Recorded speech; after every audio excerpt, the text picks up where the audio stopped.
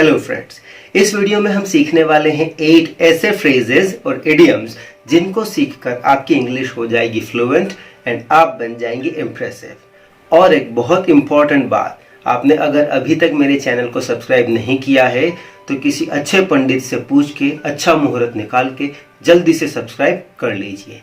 तो चलिए शुरू करते हैं। इन फ्रेजेस और इडियम्स को हम समझने वाले एक छोटे से स्टोरी की हेल्प से।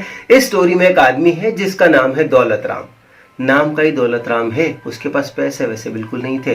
और उसका बेटा जिसका नाम है पप्पू। पप्पू फाइनल ईयर में है कॉलेज के। एक दिन पापा पप्पू से पूछते हैं, बेटा फाइनल ईयर में हो, कुछ नौकरी वोकरी ढूंढी कि नहीं ढूंढी? पप्पू बोलता है, पापा मैं नौकरी नहीं करूंगा, मैं सीधे बिजनेस करूंगा। 2 साल के अंदर अंदर अपने घर पे मर्सिडीज खड़ी होगी। दौलत राम बोलता है, बेटा ख्याली पुलाव पकाना बंद करो। इसको आप इंग्लिश में कहेंगे stop making castles in the air या फिर stop building castles in the air. तो ख्याली पुलाव पकाना को इंग्लिश में कहते हैं to build castles in the air या to make castles in the air. जब दौलत राम पप्पू से बात कर रहे थे तभी पप्पू का दोस्त गप्पू वहां आ गया। दौलत राम उसको बोलते हैं, बेटा गप्पू अपने दोस्त को समझाओ, कुछ काम धंधा नौकरी ढूंढे, पैसे वैसे कमाए। अब गप्पू बोलता है, अंकल मैंने इसको बहुत समझाया पर ये मेरी बात बिल्कुल नहीं सुनता। इस बात ने आग में घी डाल दिया। इसको आप इंग्लिश में कहेंगे it added fuel to fire.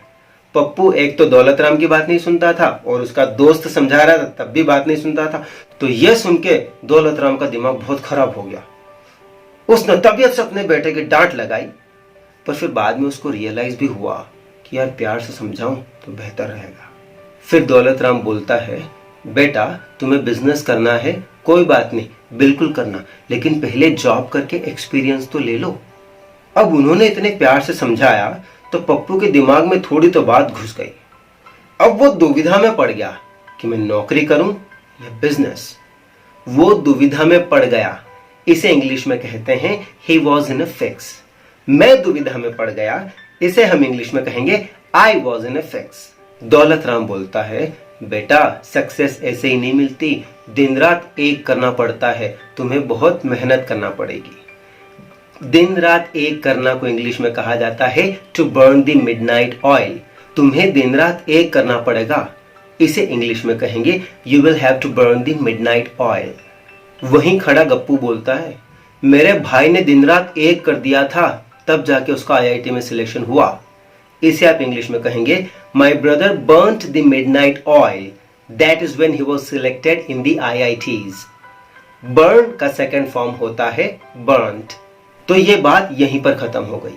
अगले दिन जब दौलत राम ऑफिस जा रहा था तो उसने अपने बेटे को बोला, पप्पू आज कहीं ना कहीं जॉब इंटरव्यू देने जाना। ये बोलकर वो ऑफिस चला गया। दौलत राम जब शाम को आया उसने पप्पू से पूछा, पप्पू कहीं गया था इंटरव्यू देने? पप्पू ने कोई जवाब नहीं दिया। दौलत राम बोलता है, तुझे सुनाई नहीं देता? तुझे सुनाई नहीं देता को इंग्लिश में कहते हैं are you hard of hearing. एक इंपॉर्टेंट चीज जो हमें समझनी है वो ये है कि डेफ जो वर्ड होता है उसका मतलब होता है बहरा, लेकिन अगर किसी को सुनने में थोड़ी तकलीफ होती है तो उसके लिए हम यूज करते हैं हार्ड ऑफ हियरिंग।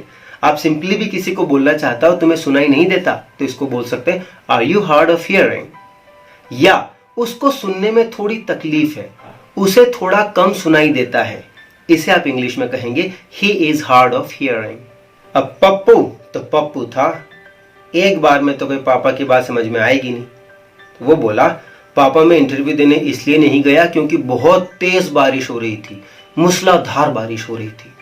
मूसलाधार बारिश को इंग्लिश में कहा जाता है to rain cats and dogs. तो मैं इंटरव्यू देने नहीं गया क्योंकि मूसलाधार बारिश हो रही थी, इसे आप इंग्लिश में कहेंगे I did not go for an interview because it was raining cats and dogs. यहां पर ये भी बात याद रखना, कोई और बोले ना it was raining cats and dogs तो इसका मतलब ये होता है बहुत तेज बारिश हो रही थी।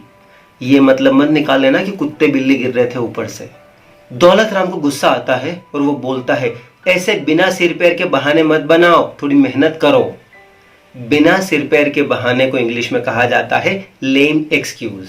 डोंट मेक लेम एक्सक्यूजेस, बिना सिर पैर के बहाने मत बनाओ। एक और एग्जांपल लेते हैं, उसे ये काम मत दो, वो टाइम पर कंप्लीट नहीं करेगी और फिर बिना सिर पैर के बहाने बनाएगी। Don't give this task to her, she will not complete it on time and then she will give lame excuses। Daulat Ram की बातों का पप्पू पर धीरे धीरे ही सही पर असर हुआ और फाइनली उसको एक जॉब मिल गई। सैलरी कम थी तो दौलत राम ने बोला, बेटा कोई बात नहीं, सैलरी कम है, ठीक है, आज नौकरी मिली है, धीरे धीरे सैलरी भी बढ़ जाएगी। एक बात हमेशा याद रखना बेटा, जहां चाह वहां राह, जहां चाह वहां राह को इंग्लिश में कहते हैं where there is a will there is a way।